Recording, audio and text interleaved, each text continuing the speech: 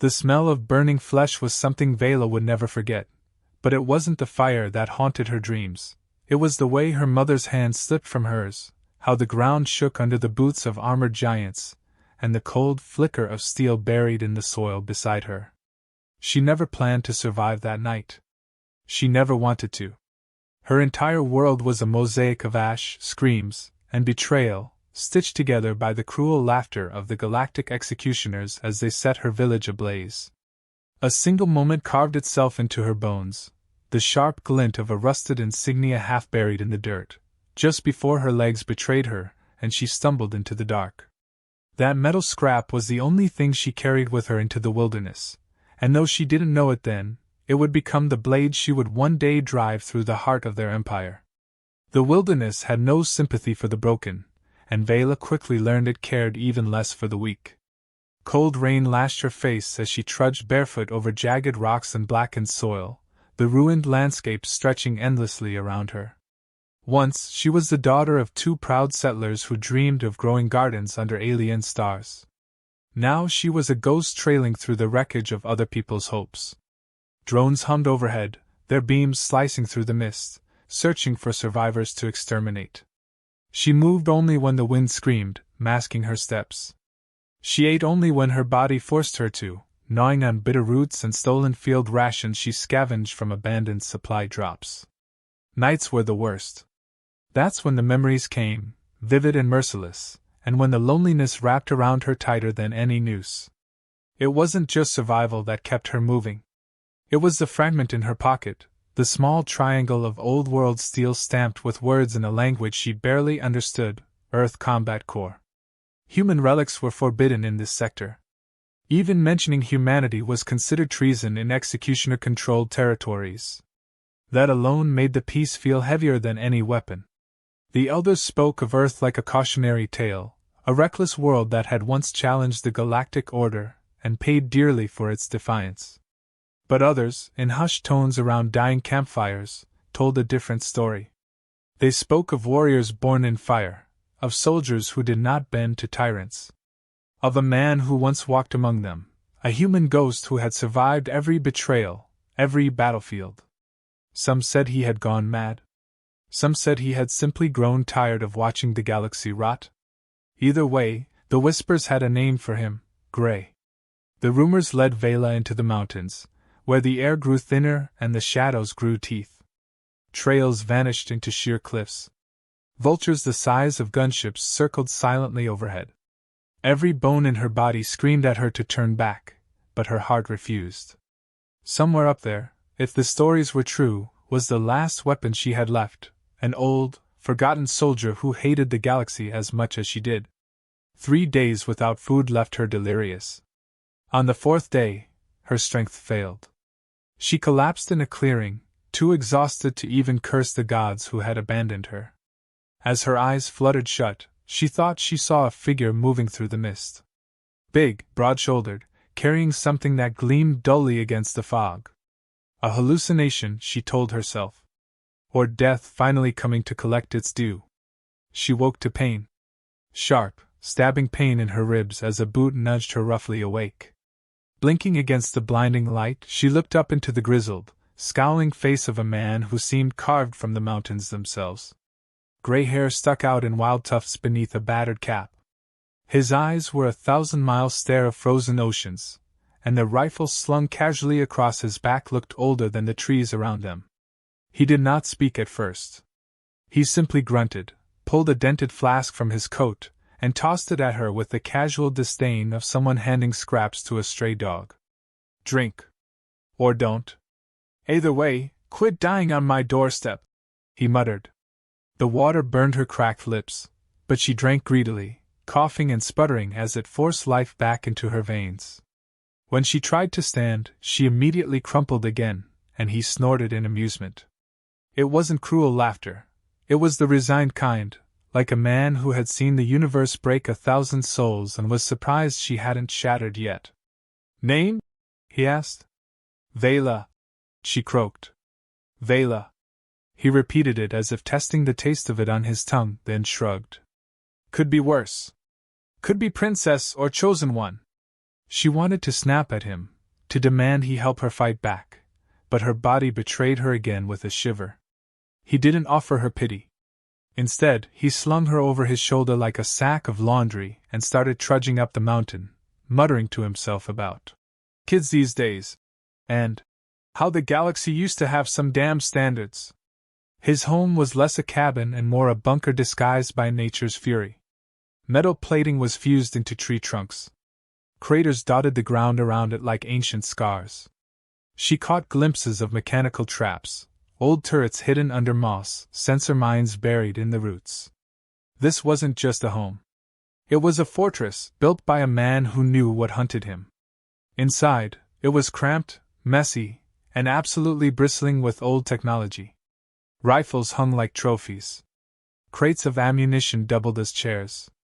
A fire crackled in a barrel, casting long, dancing shadows against the stone walls.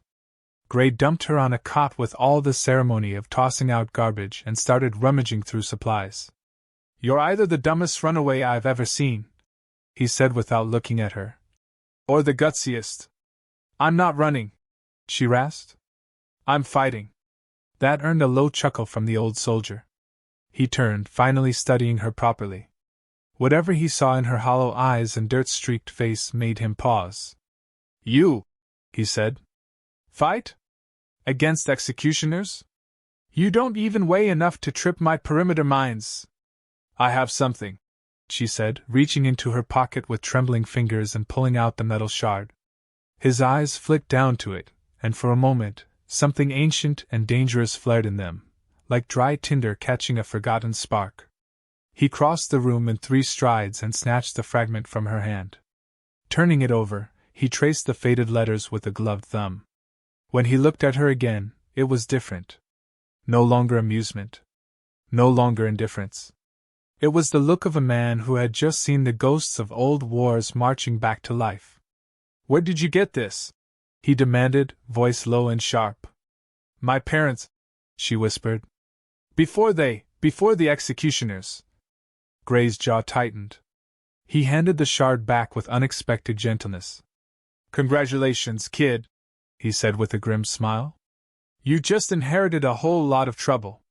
For the first time since the fires, since the screams, since the night the galaxy ended, Vela felt something flicker inside her, a spark, small but stubborn. Maybe it was hope. Maybe it was madness. Either way, it was enough. She wasn't alone anymore. She had found the last ghost of humanity's wars, and together, they were going to teach the executioners exactly what it meant to leave survivors behind. The morning came with the sound of rain tapping against the roof like impatient fingers. Vela woke to the ache of bruises and the sour taste of exhaustion. Gray was already up, tinkering with a battered piece of tech that sparked angrily every few seconds. He didn't greet her, didn't ask how she was feeling. Instead, he tossed a bundle of warm clothes at her feet and jerked his head toward a curtain that separated the main room from what she guessed was a storage area. She changed quickly, the fabric stiff and scratchy against her skin, but it was better than the shredded rags she had been wearing. When she stepped back out, Gray gave her a once-over and grunted in approval. He grabbed a battered satchel, shoved a few gadgets into it, and slung it over his shoulder without a word. Vela stood there awkwardly until he barked at her to follow, the tone making it clear there was no room for questions. They set off into the misty woods, Gray moving with a silent efficiency that made Vela feel clumsy by comparison. Every few steps he would stop, crouch, scan the surroundings, and then move again. She tried to mimic him but ended up stumbling over roots and snapping twigs more often than not. After the 5th time she nearly fell on her face, he turned and fixed her with a look that could peel paint. "You walk like a dying cow," he said. "And that's being generous." Vela flushed but gritted her teeth. She had come here for a reason, and she wasn't going to let some ancient grump shake her resolve. Still, she focused harder, trying to match his movements, trying to predict the terrain the way he seemed to. After a few more hours, Gray led her to a ridge overlooking a narrow valley. From their perch, Vela could see the remains of what had once been a settlement. Burned-out shells of buildings, twisted metal, and the black scars of orbital strikes marred the landscape. That's what the executioners leave behind when they want to make a point, Gray said, his voice low and cold. Your village wasn't the first, and it won't be the last. Vela stared down at the desolation, her fists clenching at her sides. She hated the helplessness gnawing at her gut, hated the idea that there were countless others like her, broken and alone. Gray watched her silently for a moment before speaking again. You said you want to fight? He said. But wanting and doing are two very different things.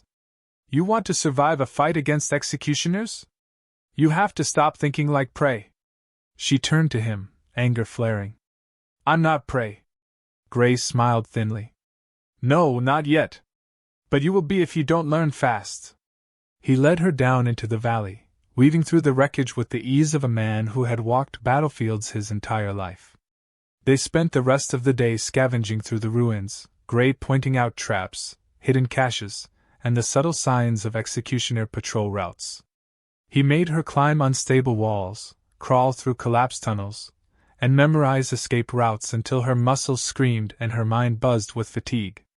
At one point, as she struggled to pull herself over a crumbling wall, Gray leaned against a nearby beam and called out, Executioners won't wait for you to catch your breath, kid. Neither will death. Move! She managed to haul herself over, landing in a heap at his feet. He didn't offer a hand to help her up. Instead, he nodded once, a small gesture of approval that somehow meant more than 100 words. By the time the sun dipped below the jagged horizon, Vela was limping, covered in dirt, and half ready to collapse. Gray built a small fire in a sheltered alcove, the smoke carefully funneled through a vent to avoid detection. He handed her a piece of dried meat and settled across from her, the fire casting sharp shadows across his weathered face. You think this is hard? He said, chewing thoughtfully. You haven't even begun to bleed yet. Vela glared at him but said nothing. She forced herself to eat, each bite feeling like it turned to stone in her stomach. Gray seemed to sense her frustration because after a long silence, he spoke again, softer this time. Pain's the first teacher, he said. It teaches you what you can live through. Second teacher's fear. It teaches you what you're willing to die for. Vela looked into the fire, the flames reflecting in her eyes. And the third?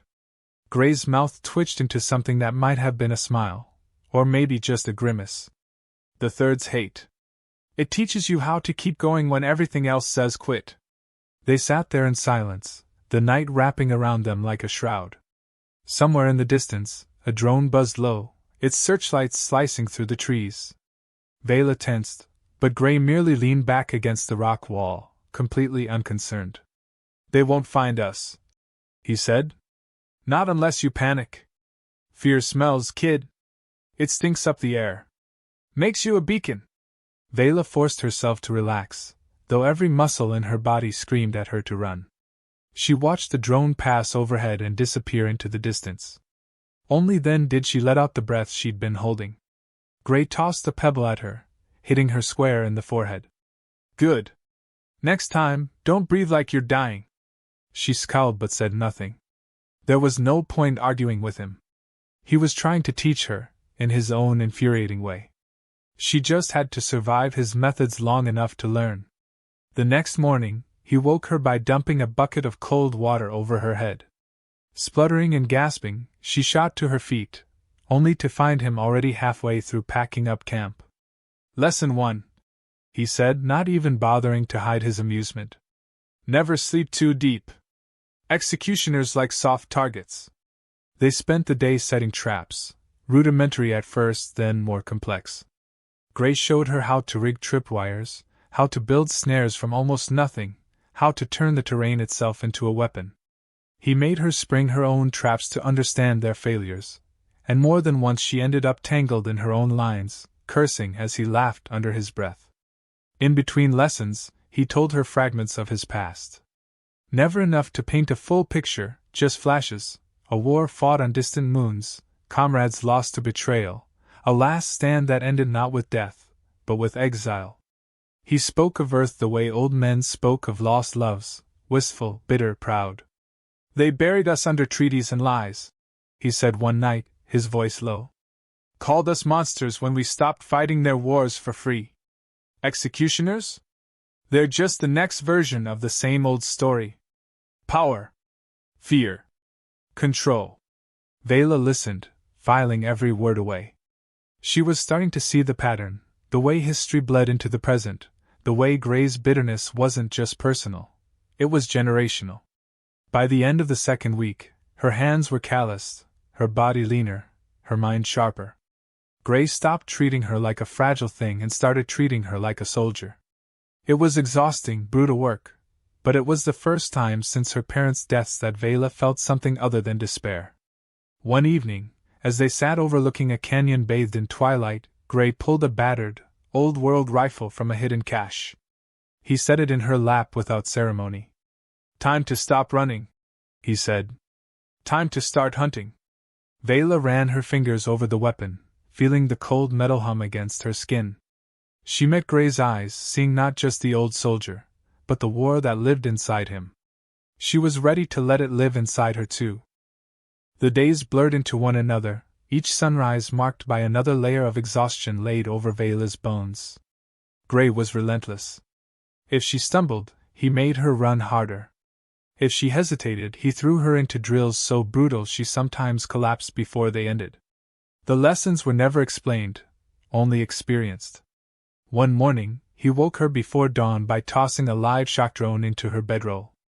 Jolted awake by an electric sting, she shot to her feet swinging wildly, only to see him leaning against the doorway sipping what looked like bitter black coffee, wearing a grin that made her want to throw something heavy at him.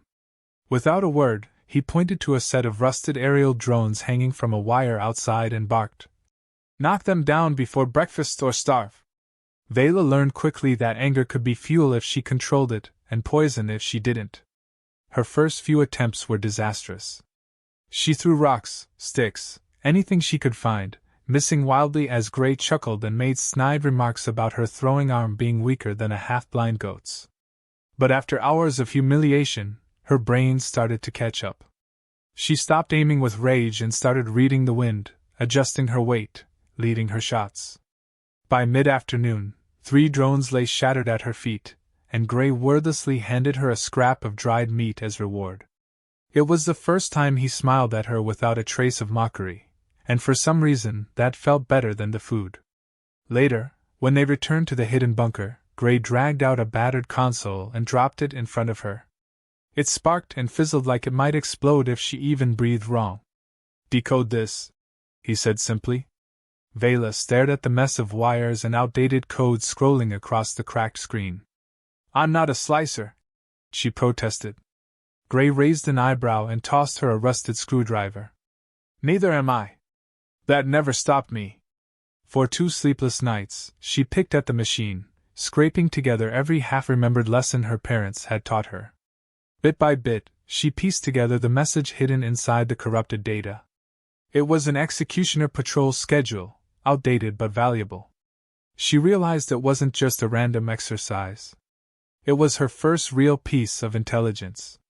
Gray seemed satisfied enough to move on to physical training the next day, though training seemed too polite a word for what he put her through.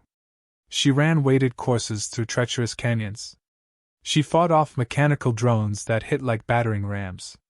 She even wrestled a wild gruk beast the size of a small shuttle, while Gray leaned against a tree shouting unhelpful advice like, "Don't let it bite your face off."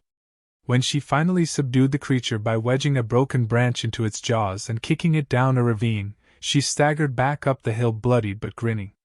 Gray clapped her on the shoulder hard enough to nearly knock her over and said, "Congratulations. You're slightly less useless than yesterday." It was during one of these brutal sessions that Vela finally broke. Trapped in a mock ambush exercise, pinned down by simulated turret fire, she froze, her mind blanking under pressure. Gray's voice roared across the canyon. "Move or die!" But she couldn't. Her breath caught, her muscles locked. She saw the fire again, smelled the smoke, heard her mother's final scream. The world spun and darkened at the edges. When Gray finally dragged her out of the kill zone, he didn't yell. He didn't speak at all. He just sat there, staring at her with something raw and uncomfortable in his eyes. After a long time, he spoke so quietly she almost didn't hear it. "Fear is a liar," he said. "It'll tell you you're weak. It'll tell you to give up. But it's not real. It's just noise. The only thing real is what you choose to do next." She didn't answer. She couldn't. But she listened. The next day, when he shoved her back into the same exercise, she still felt the terror clawing at her chest, but she moved anyway. She pushed through the fear, one agonizing step at a time, until she reached cover and completed the drill. When she looked back, Gray was watching with that same unreadable expression.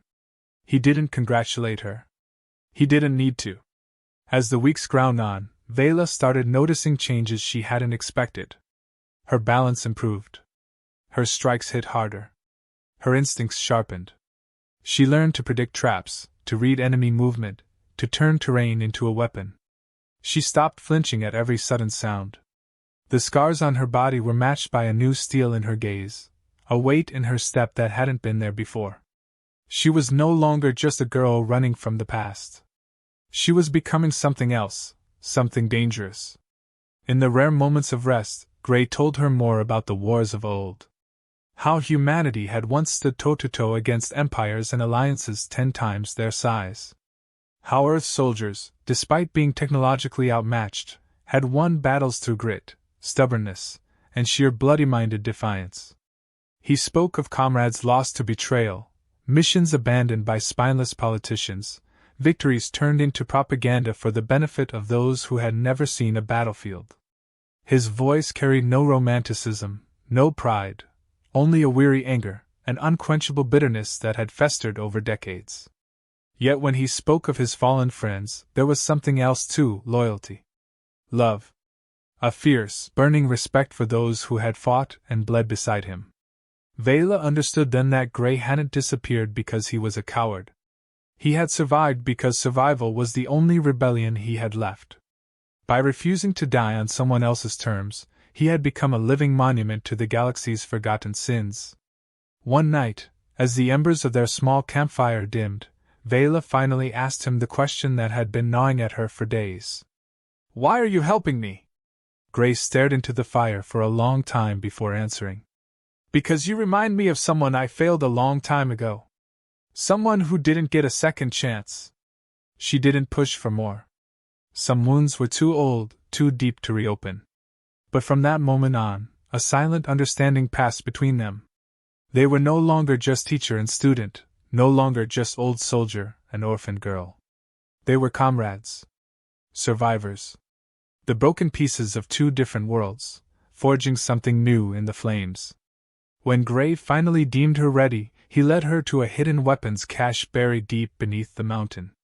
Most of the tech was ancient, salvaged, and jury-rigged with human ingenuity. But it worked.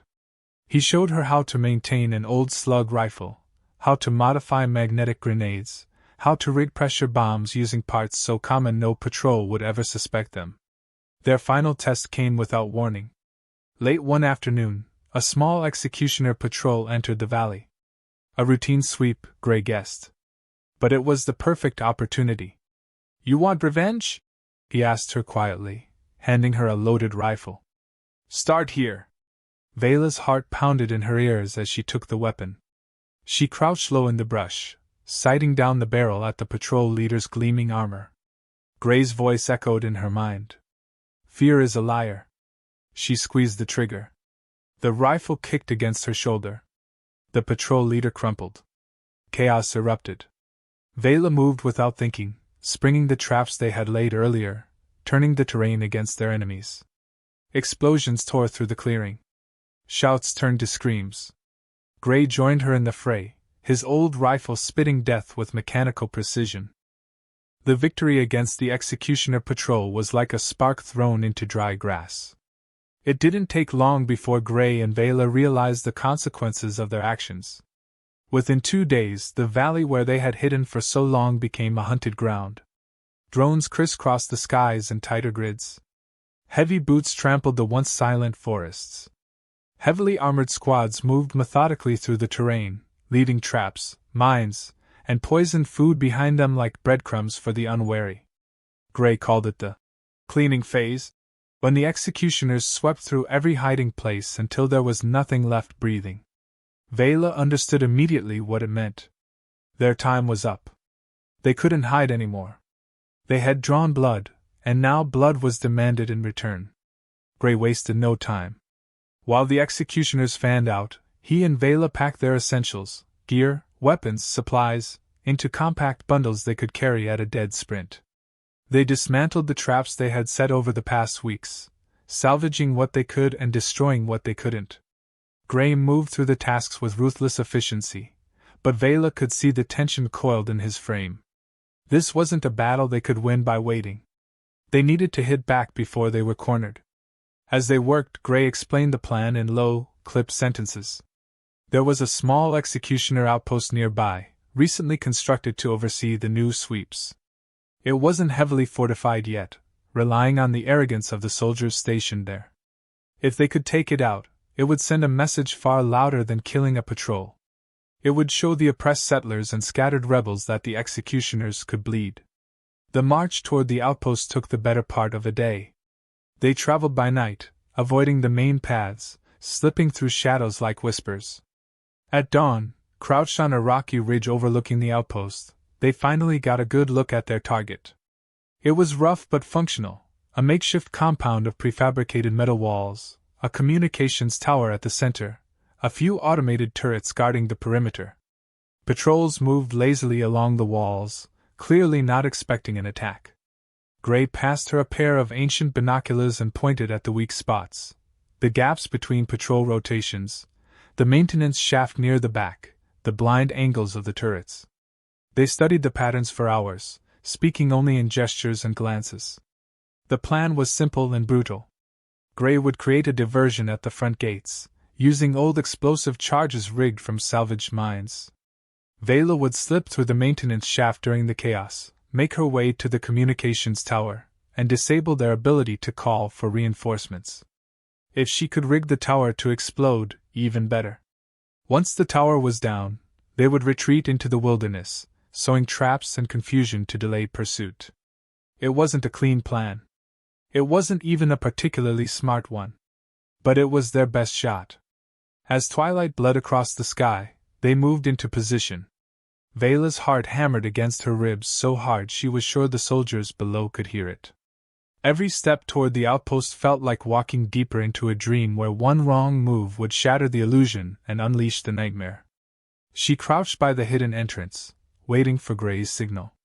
Minutes stretched into eternities. Then, with a distant roar and a plume of fire, the front gates exploded outward, sending debris and bodies flying. Sirens screamed to life. Shouts and gunfire erupted. The outpost turned into a maelstrom of confusion. Vela moved. She wriggled through the maintenance shaft, her small frame barely fitting, scraping her arms raw against the metal. Emerging inside the perimeter, she darted between shadows, using the chaos to stay hidden. Twice she had to freeze as squads of executioners thundered past her, their gleaming armor slick with smoke and dust. Reaching the tower, she found the access door locked with a biometric scanner. Swearing under her breath, she pulled a tool Gray had given her, a crude but effective biometric spoofer. It sparked violently as it hacked the lock, and for a terrible moment she thought it would fail. But then the door hissed open, and she slipped inside. The interior was a claustrophobic maze of consoles, wires, and humming servers. She moved quickly, planting explosive charges Gray had shown her how to rig from old mining equipment. Her hands shook not from fear now but from sheer focus, every movement deliberate. As she armed the final charge, a shadow fell across the doorway. She turned to see an executioner officer, his plasma rifle already raised. For a split second, either of them moved. Then he barked an order she didn't understand and charged. She ducked under his first swing, the rifle grazing the air above her. She scrambled for her sidearm, but he knocked it from her hand. He was bigger, faster, and trained. But Vela had been taught something more important: desperation could be a weapon too. She feinted left, then dove right, grabbing a heavy server tower and shoving it into his legs. He stumbled. That was all she needed. She snatched up a loose cable and looped it around his neck, using her entire weight to drag him backward. He thrashed, smashing her against the wall, but she held on grimly. With a final jerk, he collapsed. She didn't wait to see if he was dead. She armed the remote detonator and sprinted from the tower. Gray was already retreating toward the tree-line, laying down sporadic fire to keep the executioners pinned. She raced to join him, the detonator clutched tightly in her hand. When they reached the ridge, she turned back. The outpost was a hive of flashing lights and shouted orders. She hesitated just long enough to make sure they were watching, then pressed the trigger. The tower erupted in a colossal blast, the shockwave flattening nearby structures and sending executioners flying like ragdolls. The compound descended into chaos, smoke and fire turning the twilight into a hell's cape. Vela stood there for a moment, chest heaving, watching the flames consume the place that had once seemed untouchable. Gray clapped a hand on her shoulder, squeezing hard. No words passed between them. None were needed. They had done it. They had shown that even the executioners could be hurt, that their empire of fear could be cracked open by courage and fury. But as they retreated into the night, weaving through back trails and false paths, Gray's expression darkened. He knew what would come next. The executioners wouldn't simply hunt them. They would escalate. They would send death squads, assassins, and worse. They would turn their anger not just on Gray and Vela, but on anyone who dared to stand too close. The rebellion they had kindled would need more than anger to survive. It would need allies. It would need strategy. As the first cold stars pierced the night sky above them, Vela felt the weight of what they had started settle on her shoulders. She wasn't just fighting for her parents anymore. She was fighting for a future none of them might live to see. But as she glanced at Gray limping beside her, still grinning like a man who had just punched the gods themselves in the face, she knew one thing with absolute certainty. Whatever came next, they wouldn't run. They would stand. They would fight. They would make the galaxy remember the cost of underestimating the forgotten. The days after the outpost's destruction blurred into a feverish haze of running, hiding, and fighting. Vela and Gray became phantoms in the forests, slipping between patrols, sabotaging supply lines, planting traps that turned seasoned executioner squads into desperate, panicked animals. But the retaliation Gray had warned her about came faster than either of them had feared. The executioners deployed hunters, specialized units that didn't just follow tracks or signals but instincts sharpened through decades of extermination campaigns. Their armor was darker, their movements more coordinated, and their ruthlessness absolute. It wasn't long before Vela and Gray found themselves boxed into a dwindling stretch of wilderness, the noose tightening with every passing hour. Gray knew they couldn't outrun this forever. Sitting by a dying fire one night, his side wrapped in hastily stitched bandages from a glancing drone strike, he told her the truth she had already suspected. They needed help. Real help. Not just the desperate settlers who cheered from the shadows, but fighters. Survivors. Old ghosts like him who still remembered what it meant to stand and bleed for something. He explained how years ago, before he vanished into the mountains, he had helped seed hidden networks of resistance across the outer colonies. Most had gone dark, crushed under the executioner boot, but not all. A few had survived, waiting for a spark. If they could find them, rally them, they might turn a doomed rebellion into a war. The problem was finding them without leading the executioners straight to them. Gray outlined a plan as simple and reckless as everything else they had done so far. They would make themselves bait. They would draw the executioners into a battle loud enough, messy enough, that the old allies would hear it. And if any still had fight left in them, they would come. Or they wouldn't, and Vela and Gray would die buying time for others to rise. They chose their ground carefully, a narrow canyon with sheer rock walls and only a few hidden escape routes. Gray and Vela spent 2 days turning it into a death trap. Mines fashioned from stolen executioner tech were buried under false trails. Tripwires crisscrossed natural choke points. Old sniper nests, camouflaged into the cliffs, were stocked with rifles and explosives. Every trick Gray had learned over a lifetime of war, every ounce of defiance they could scrape together, was poured into that canyon. When it was done, they waited. The first executioner squads arrived just before dawn, their heavy boots crunching over the stone, their armor gleaming in the rising light. Vela watched them through a cracked scope, her finger resting lightly on the trigger of an old magnetic rifle. Gray was nearby, setting the last of the charges with grim efficiency. There was no farewell speech between them, no dramatic declarations. Just a brief nod, a shared glance, and then war came roaring down the canyon. The first charge blew a patrol into the air, sending a shockwave bouncing off the stone walls. Gunfire erupted in response, heavy plasma bolts scarring the rocks around their position. Vela moved like she had been trained, shooting, relocating, setting off traps in quick succession. Gray's rifle sang from the cliffs, every shot dropping an executioner where they stood. But for every one they felled, 2 more seemed to pour into the canyon. It was a storm of metal and fire, deafening and endless, and for a while, it seemed like they might be swallowed whole. Gray was hit first, a glancing blow that knocked him off balance, and sent him tumbling behind cover. Vela scrambled to him, dragging him deeper into the maze of rocks. Blood oozed between his fingers as he clutched his side, but he grinned through the pain. "Keep going," he rasped. "Make it hurt." She obeyed.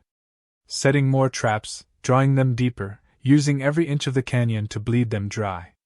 She fought with a ferocity that surprised even herself, her body moving faster, sharper, more brutally efficient than she had ever imagined. It wasn't anger fueling her anymore. It wasn't even hate. It was something colder, something harder. A purpose forged in fire. Hours blurred past, a brutal rhythm of fight, retreat, ambush, and strike again. But exhaustion was catching up, and the executioners kept coming. Just when it seemed the last trap had been sprung, the last bullet fired, and they would finally be overrun, Vela heard it, a new sound cutting through the smoke and gunfire. Battle cries. Human voices, raised not in fear but in fury. From the eastern ridge, figures emerged. Not executioners. Veterans. Rebels. Old soldiers wearing patchwork armor, wielding salvaged weapons, faces set with grim determination. Gray's old comrades, or what was left of them, had heard the call. And they had answered. The canyon erupted anew, this time in the executioners' ranks. The newcomers hit them from the side, shattering their formations, sowing chaos. Vela seized the moment, leading a counterattack so savage and relentless it drove the executioners back step by step. Gray, bleeding but unbroken, joined in, his rifle barking defiance with every shot. The battle turned. Not easily, not cleanly, but with the kind of desperate, furious energy that only those who had nothing left to lose could summon. By the time the smoke cleared and the last executioner fell, the canyon was a graveyard of broken machines and shattered bodies. Vela staggered through the wreckage, her lungs burning, her arms trembling from exhaustion. Gray sat propped against a boulder, his face pale but alive. He looked around at the survivors gathering, the rebels who had answered the call, the new fighters emerging from the shadows with weapons in hand and fire in their eyes. A rough, choked laugh escaped his throat. "Told you," he wheezed. "All you need is one spark." Vela dropped beside him, letting the silence settle around them for a moment. The cost of what they had done lay heavy on her shoulders, but so did something else, pride, grim and real. They had lit a fire that would not easily be put out. The executioners would come again, with more soldiers, more machines, more death. But now they would face a world that remembered how to fight. Gray squeezed her arm weakly. "It's your war now, kid." She didn't argue. She didn't protest. She simply nodded. She would lead them. Not because she wanted to, but because someone had to. Someone had to carry the old ghosts forward, turn their memories into weapons, their sacrifices into victories. As the sun rose over the blood-stained canyon, Vela stood tall among the battered, stubborn remnants of the rebellion.